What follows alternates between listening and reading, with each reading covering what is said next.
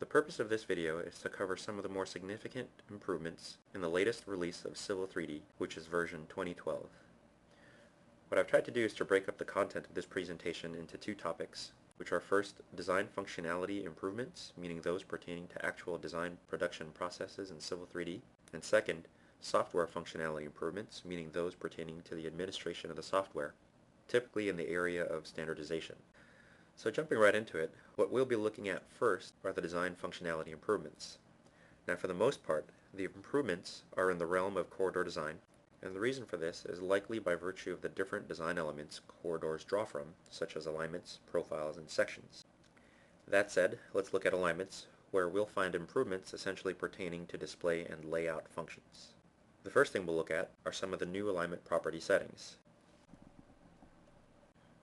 Now, as I mentioned, some of the new improvements pertaining to alignments are display related. First, take note of this example alignment that I have, in which the beginning is here towards the southwest end, and what I have here is a tangent,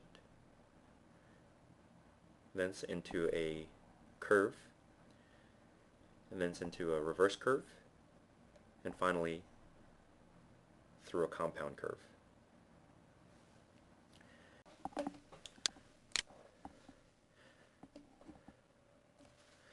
And what we'll find is new under alignment properties is a tab called point of intersection. And again, this is essentially just a display function. And the display functionality has to do when you have multiple curves. Here you have three choices. You could show the tangent projections when there is a change in alignment direction, or by individual curves and curve groups, or you could choose to not display implied points of intersection at all. So here, being that we have the first option enabled, looking at our alignment, here what you could see is in this section where we have the two compound curves, we see the tangent projections cover both. Otherwise, if I change the alignment properties and select the display option for individual curves and curve group, what you can then see is that each curve's tangents are shown. And lastly, if I go back again to alignment properties and this time choose do not display implied points of intersection, here I see no tangent projections at all. So that is simply just a display function. Another thing you'll find is that by alignment styles, there's now a new component display for tangent extensions.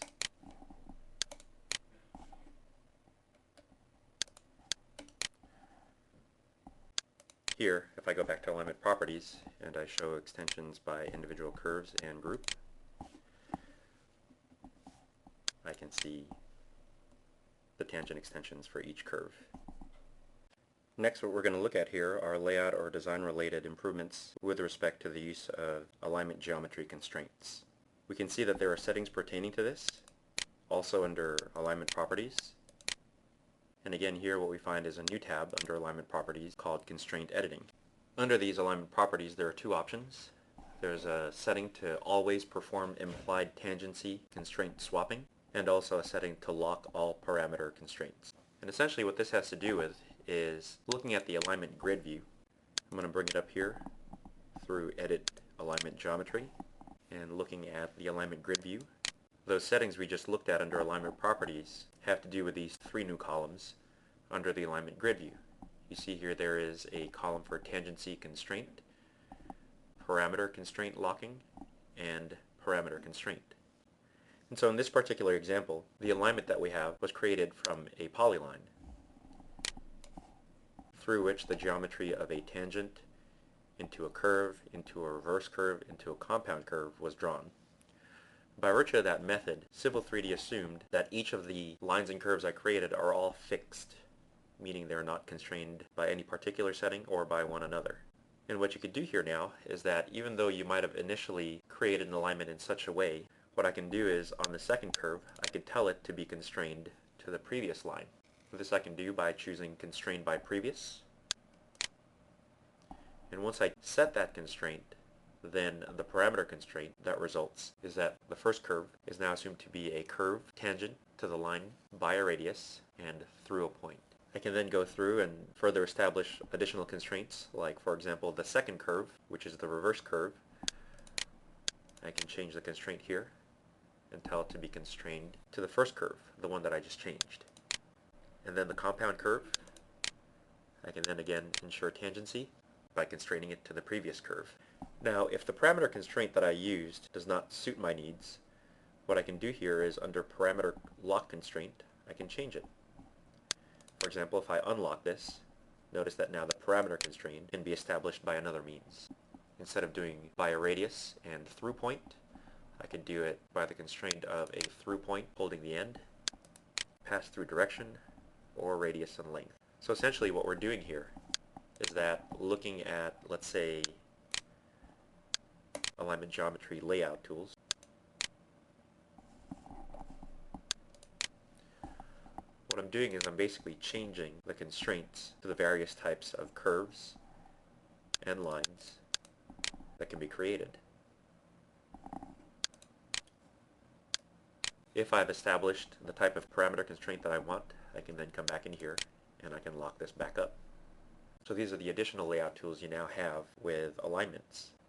Again, this has to do with the setting under Alignment Properties, under Constraint Editing, and the two checkboxes here. So where it says always perform implied tangency constraint swapping, what that means is it'll implement object constraints on any type of line or curve that I have in my alignment such that tangency will always be maintained. So what that means is if I come in here and I now take this floating line, which is currently constrained by the tangent coming into it, if I make this a fixed curve, then the line before it must be constrained by next so that it'll remain tangent. Now lastly, with respect to alignments, the last tool I'm going to show you is another new setting under Alignment Properties, which you will find under Design Criteria. There is now a checkbox here that says Check for Tangency Between Elements. So to illustrate this functionality, what I'm going to do is I'm going to take my alignment, set all of the objects to be fixed. Now in order to do this, I'm going to have to turn off the implied tangency. Okay. So here I'm making this a fixed line and three fixed curve, meaning they're fully defined by themselves. And essentially what that means then is I can create broken curves. So for example, if I take this geometry here and I pull this down, notice I've created a situation where I have a broken curve. I do not have tangency, and by virtue of that setting that I just showed you, you can see here that the program will now tell you when your geometry is not tangent. Again, that was through Alignment Properties, under Design Criteria, and this checkbox here for Check for Tangency Between Elements. So here if I turn this off and I go back to the drawing, notice the warning goes away. So that pretty much rounds out the new improvements under Civil 3D alignments. Moving on from alignment enhancements, we are now going to jump to corridor improvements. To show you these new corridor improvements, what I'm going to do here is I'm going to jump into another drawing that I already have, and this drawing is called 2012 Corridor Multiple. And just to give you a little bit of background on what I have in this drawing, what I have are two alignments. Looking in Prospector, under Alignments, under Centerline Type Alignments, I've got a Road CL alignment and a Path alignment. The alignments in plan I have right here on the lower left hand side of the drawing. The road alignment is this longer one here, which I'm highlighting. And the path alignment is the shorter one here, which I am highlighting.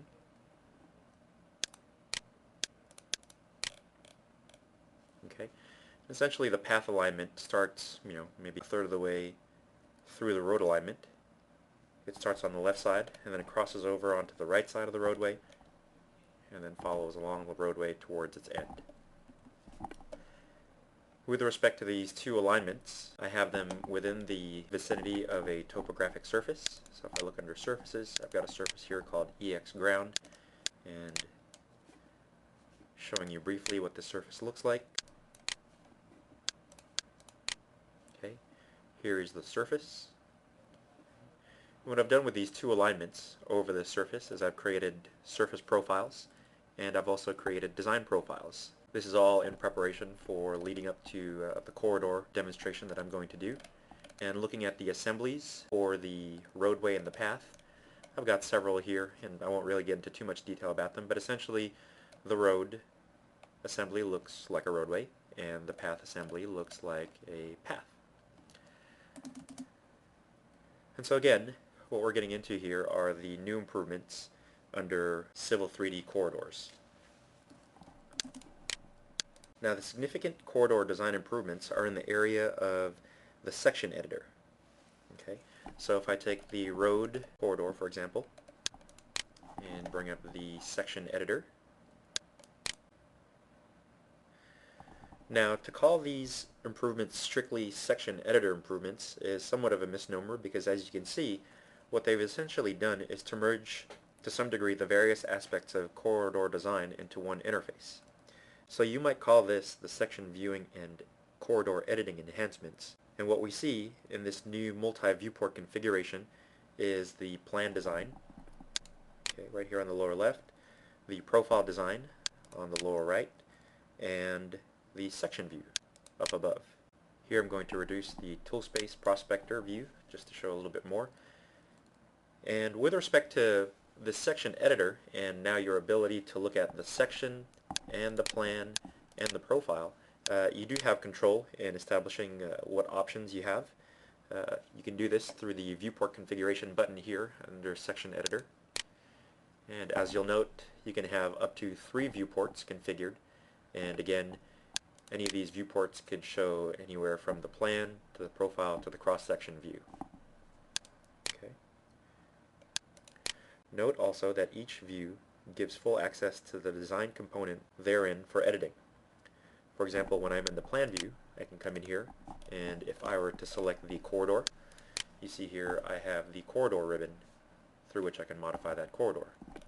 If I highlight the alignment, I have the alignment ribbon, so I can perform those edits. In the profile viewport, if I come in here, I have access to my design profile if I wanted to change it. So by virtue of the split view, one existing function that has been propagated to this multi-view editor is the real-time station tracker, which, depending on which view or design object you are focusing on, helps to track correlating locations in the other design elements. So for example here, if I'm looking at the plan view and I am in the vicinity of station 5500, if I turn on the station tracker in all viewports, then as I move along here, along the plan alignment, notice that you can see in the viewport this cyan colored station tracker showing me where I am. Okay. As I position myself either to the left or to the right of the alignment, notice that the section editor shows me again my offset. Now it doesn't necessarily tell me where I am horizontally in plan, just laterally relative to left and right. Okay. You can see here that my current station is 1000 and I'm already all the way up at 5500, and yet it's showing me the offset. Again, it's just relative to the alignment itself as far as being laterally left and right. Next, along the same lines as the real-time station tracker, when you're working with the section editor, the corridor and profile elements do have a physical section marker symbol locating the position of the current section view. Okay. Now this utility pertains more to actual section editing, since it provides the ability to select pre-existing corridor section locations. So let's go ahead and take a look at that here. Okay. If I go ahead and choose the station drop-down and set it to where I am right now at 5500. Okay. Notice here, in plan, there is a section line, a physical section line. This is not the station tracker. Okay. As you can see in the profile view over here, the station tracker is still active, but the section line also is showing up here with the grips. Okay. For the time being, I'm going to go ahead and turn off the station tracker now, just so you can see the actual section line. So here I can pick up this section line, and instead of using the drop down up above, I can just graphically pick in my drawing, and let's say I want to go to station 5500, then I set the section line at that location, and the section view updates, and the section marker on the profile updates also. Okay. And again, this section line is essentially locked to the sampled stations for the corridor, if you will. Okay. So they just kind of snap to those cross sections. Now, in addition to working with pre-existing corridor section locations, you can also view non-sampled sections. And if necessary, you can add those stations to the corridor sample set. So for example, if I want to go ahead and set up a cross section at 5710, which would be right about here, I can come up here to the section editor ribbon.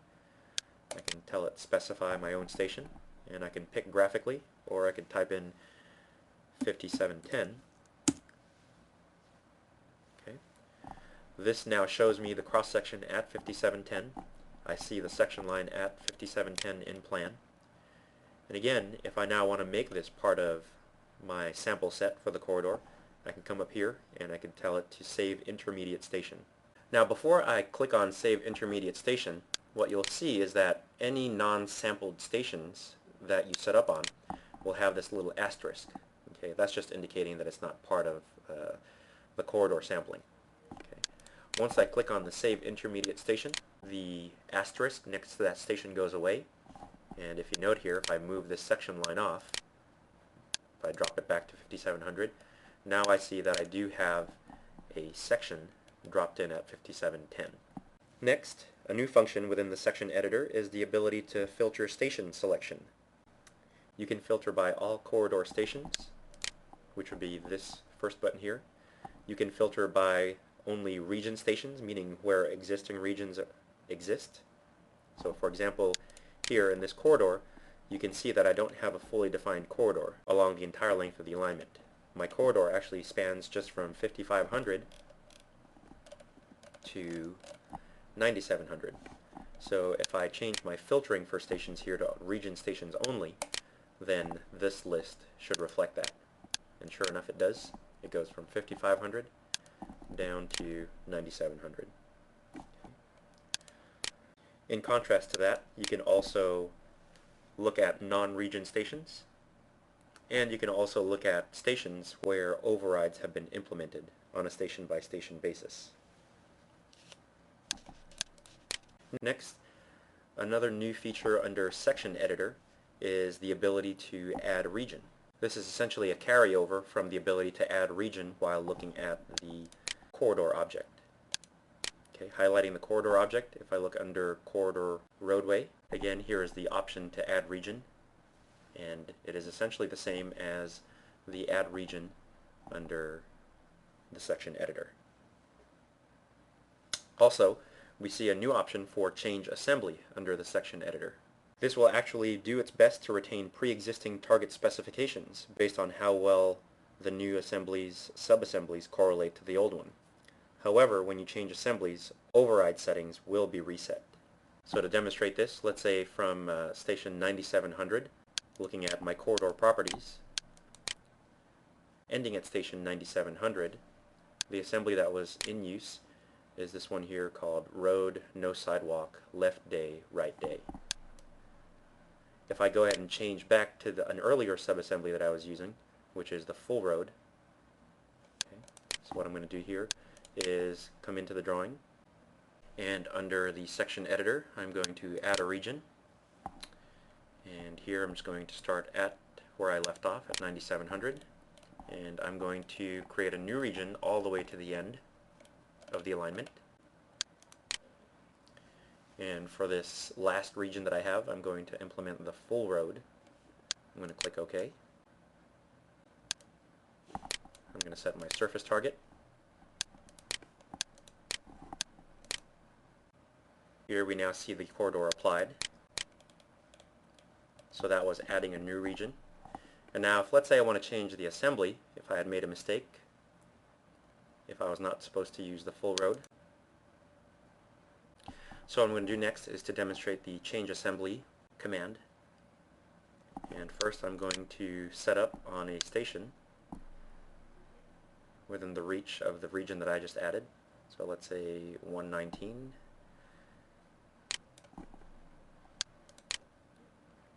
So within this region, you can see here I've got a full roadway cross-section. And now if I say change assembly, and I'm changing it from full road to road no sidewalk, select OK.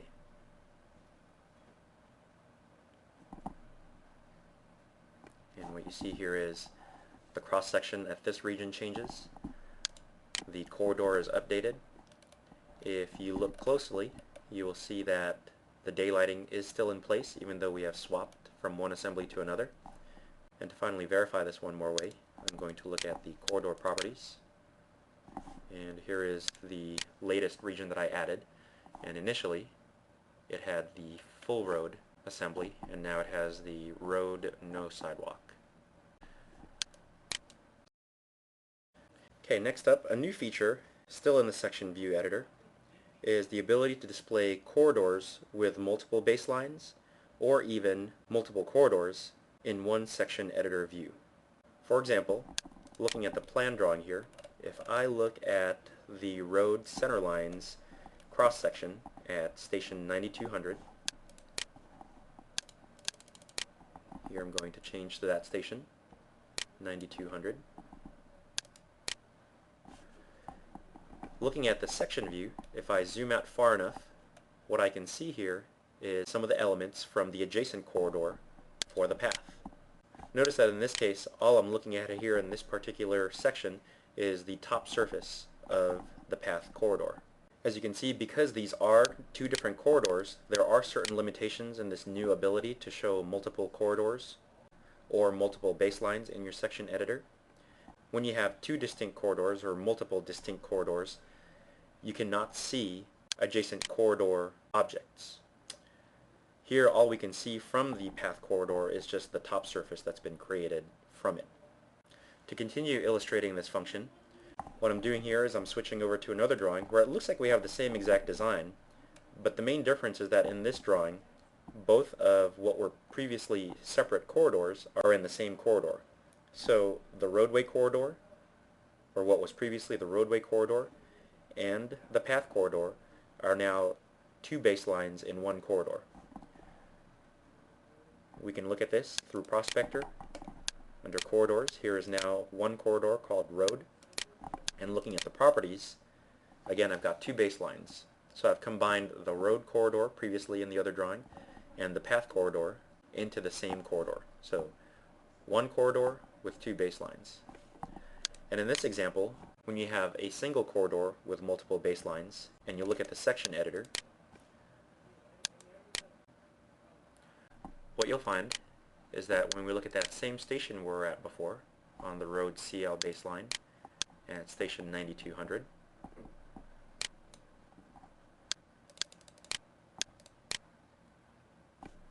as I zoom out in the cross-section editor, notice that because the two baselines are part of the same corridor, I could see the corridor object of the roadway and I could also see the corridor object of the path.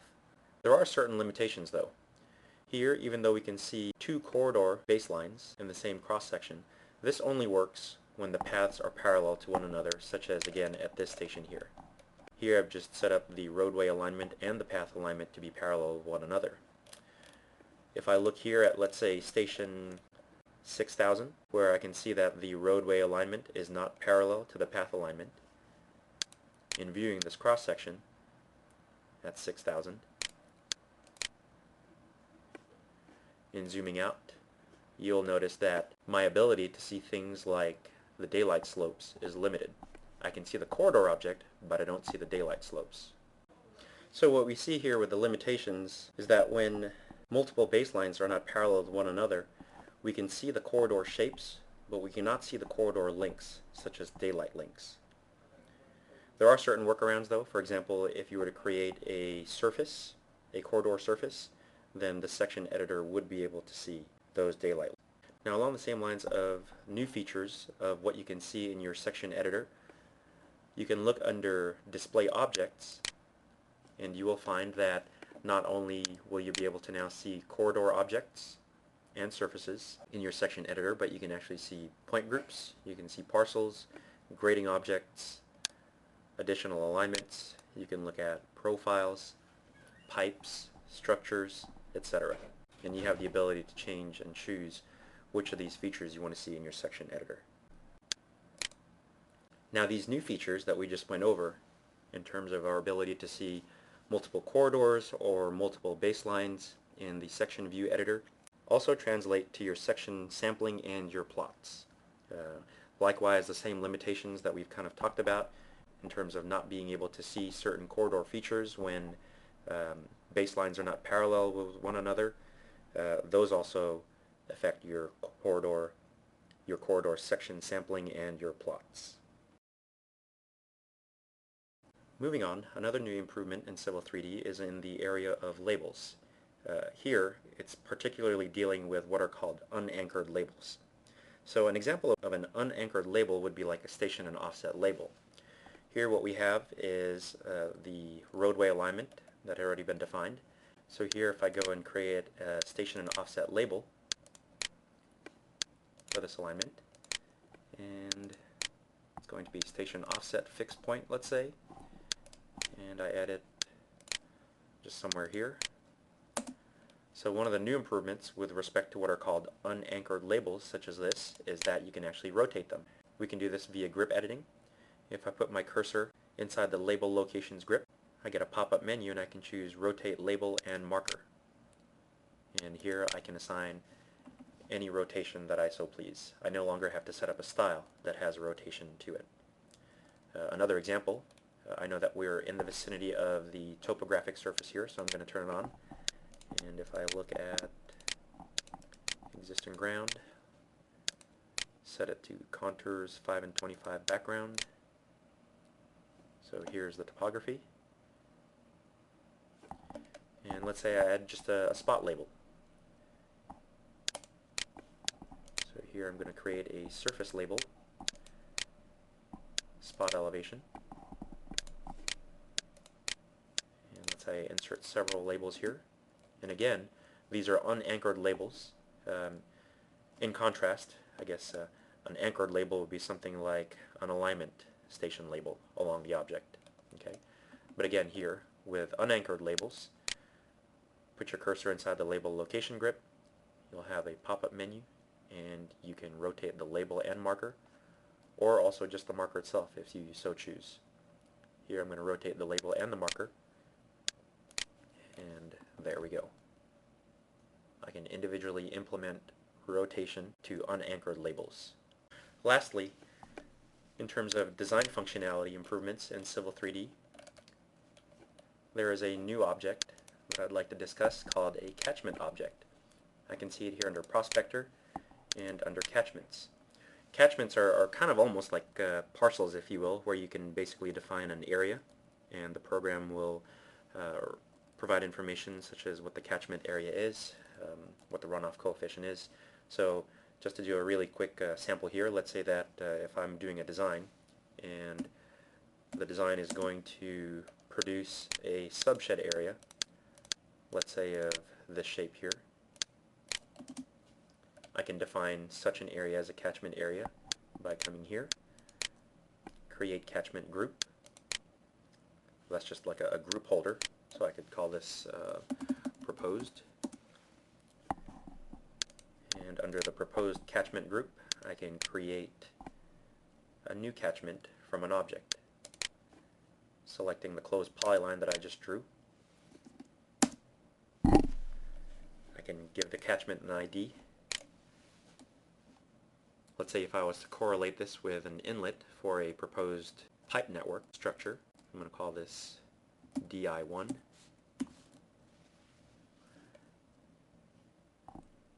Notice that there is a catchment style. Again, that'd be kind of similar to having a parcel style.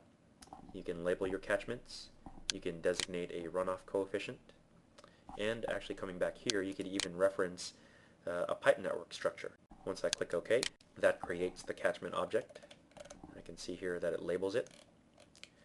And if I were to look at the properties of this catchment object, I can select the catchment object, right-click, and catchment properties.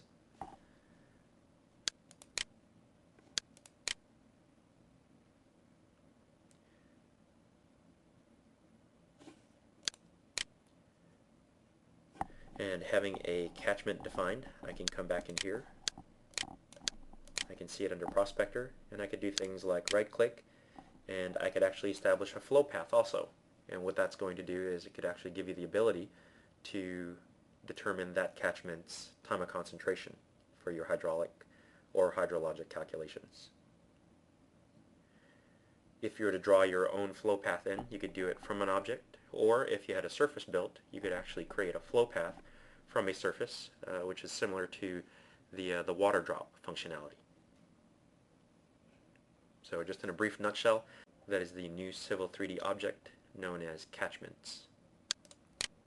So from here, we're now going to change our focus from the design functionality improvements to the more of drawing or standards and administration improvements. And the most significant changes for 2012 are in the area of styles and settings management. So what I'm going to do here is I'm going to open up a drawing, which I can tell you has never been used in Civil 3D. You could assume that this is a drawing that was created, let's say, in a previous version, like Land Desktop or even Sofdesk. So when you encounter a drawing such as this, then you can assume that in going to settings and looking at things like surface styles, we find that there are no surface styles. The only styles that we find are just the default standard style, which Civil 3D has to create as somewhat of a placeholder, if you will. Okay. So with respect to management of styles, one thing you can do now is you can import styles from, let's say, a template drawing. So this is almost like a standards comparison from one drawing to another. And so to import styles from one drawing into another, such as say from a standard drawing into a non-standard drawing, we can go through the Manage ribbon tab, and under the ribbon panel called Styles, there is the Import command. In choosing the Import command, you will be prompted to select a drawing to which to compare this drawing to. Here I have a drawing called Civil 3D 2012 Styles, which is just a drawing that I created from the Civil 3D Imperial NCS template, which comes stock with the program. In selecting this drawing, I get a dialog box, Import Civil 3D Styles. I have the drawing, which you could say is my go-by drawing in terms of styles. And so here, when I look under, let's say, Surface, and I look under Surface Styles, I can see that there is a section where it says Styles to be added. And in opening this, I can see that all these styles here, which are checked on, are going to be imported. Now here, you see two different types. There are styles that are grayed out, which you cannot seem to deselect, but which apparently will be imported. And here you have styles which you do have the option to import or not import. The difference between these two types of styles is that the ones which are grayed out must be imported. This is due likely to things such as settings referencing these styles. Notice here that there is an option to import settings. So if I turn off this checkbox, not requiring the importing of settings and any subsequent default styles that those settings might have, what you see is that those required styles are no longer required, and I can choose whether or not to import them.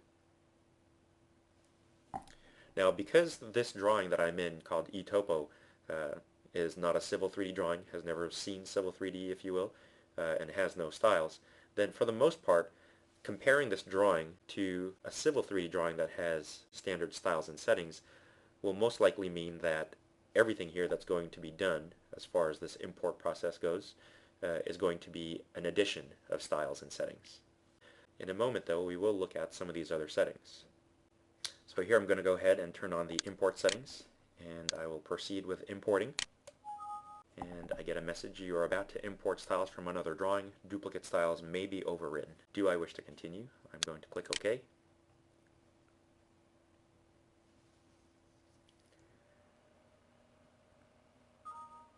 As a summary of the process, Civil 3D tells me that it has successfully imported 449 styles, and over 1,200 settings.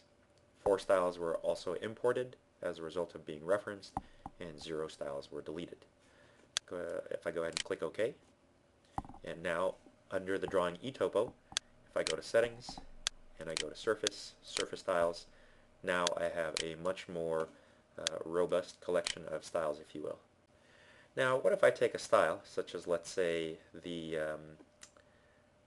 Contours 2 and 10 background style, and let's say that in this particular drawing I'm going to modify one of its settings. And just for kicks, let's say that in the model view I'm going to turn off triangles and only turn on again just the major and the minor contours. In implementing this change, I'm going to go ahead and save the drawing.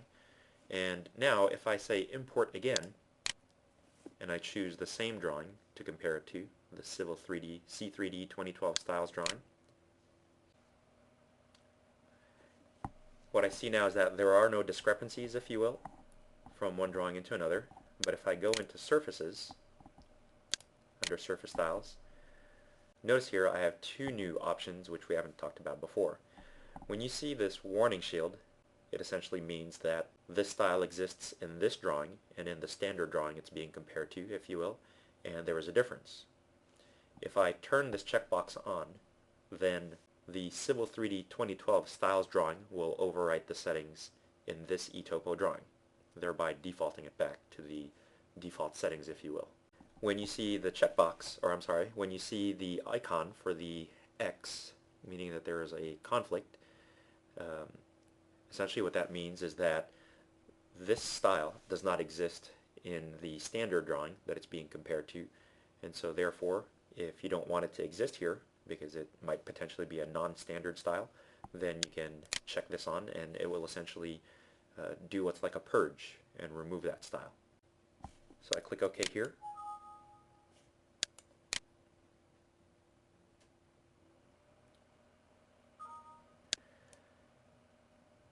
And so to verify what has happened, if I go back to my surface styles, I should not see a standard style anymore. That's gone. And if I look at the style which I had modified called Contours 2 and 10 background, if I check the model view settings, whereas I had turned off triangles and turned on major minor contours, it has now reverted back to whatever the settings were from that standard drawing. And so again, in terms of summarizing the functionality of the ability to import styles from one drawing to another,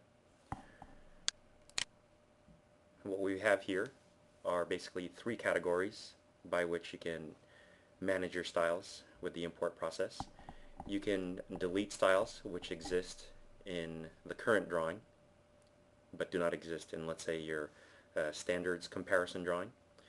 You can add styles by these checkboxes which do not exist in the current drawing but exist in your standards drawing.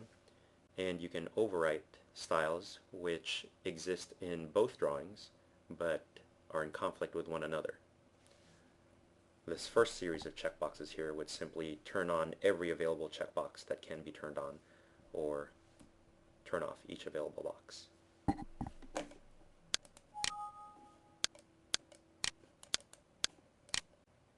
Looking at the same panel, under the Manage ribbon, under Styles, there is here the Purge command. And this is strictly for purging styles, of course. If I run it, then what this does is it scans the entire drawing, the current drawing, for whatever styles are not being used.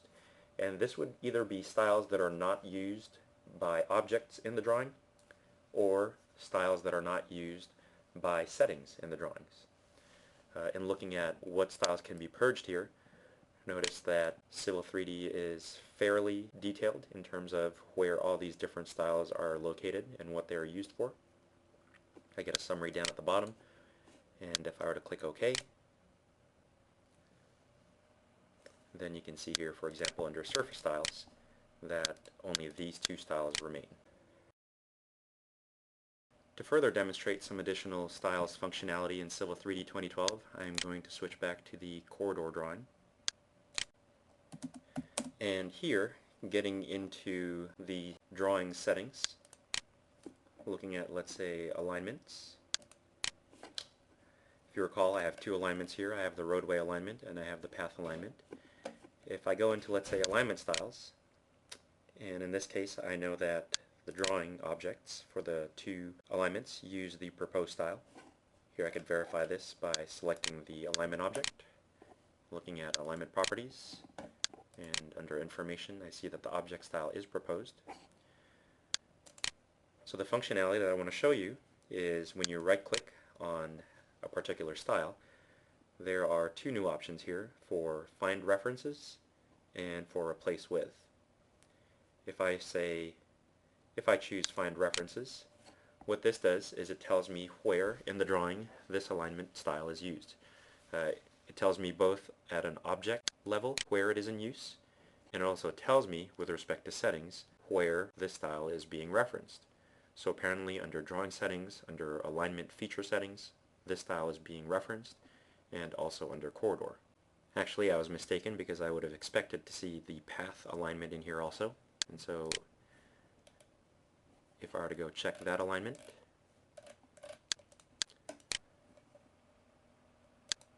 that alignment is actually referencing the layout alignment style.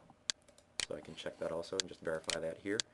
If I were to right click on this and choose find references, I can see that it's being used by the path alignment, and it's also being used by the drawing settings under the alignment commands and the command called create alignment entities. From here I can actually right click and I can browse to, and what it does is in Prospector it shows me where this object is. Here it brought me to Prospector, Alignments, Centerline Alignments, and here is Path.